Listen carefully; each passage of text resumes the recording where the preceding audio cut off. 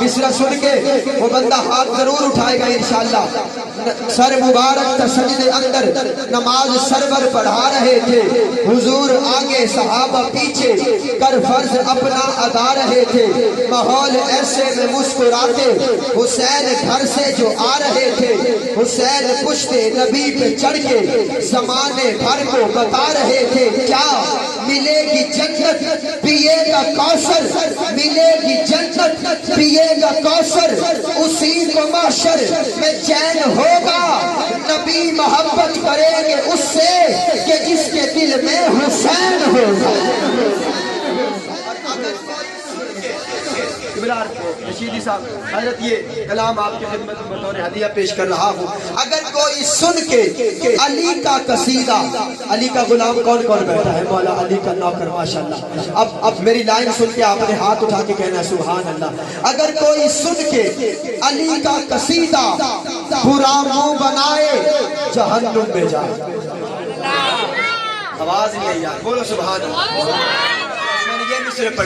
اگر کوئی سن کے علی کا قصیدہ برا منہ بنائے جہنم میں جائے، اگر نام حیدر کے نعرے کو سن کے کوئی کلمہ لائے جہنم میں جائے۔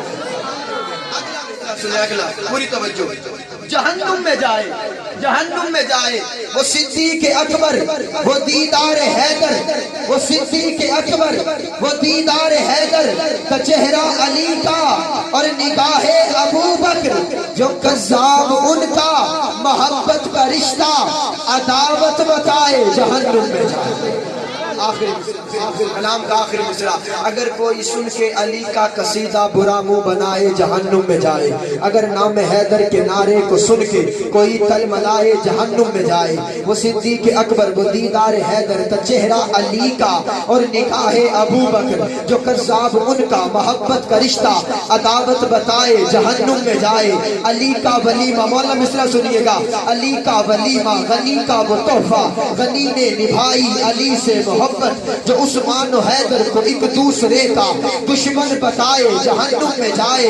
ہے حق بس یہی کہ علی کا ہے رتبہ لاکھوں کروڑوں گناہ سے بھی زیادہ، مگر پھر بھی بھوکے جو معاویہ پر وہ جہنم کا کتا جہنم میں جائے۔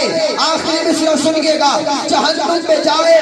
یہ ہم نے سیکھا ہے قائد سے اپنے، یہ ہم نے سیکھا ہے قائد سے اپنے، یہ پاکیزہ سوچے یہ سفرا عقیدہ، نبی کے صحابہ، نبی کے صحابہ، ہاتھ ضرور اٹھائیے گا، نبی کے صحابہ سے جو جتنا پرے ہٹتا جائے جہنم میں جائے، سے جو جتنا پرے ہٹتا جائے جہنم میں جائے۔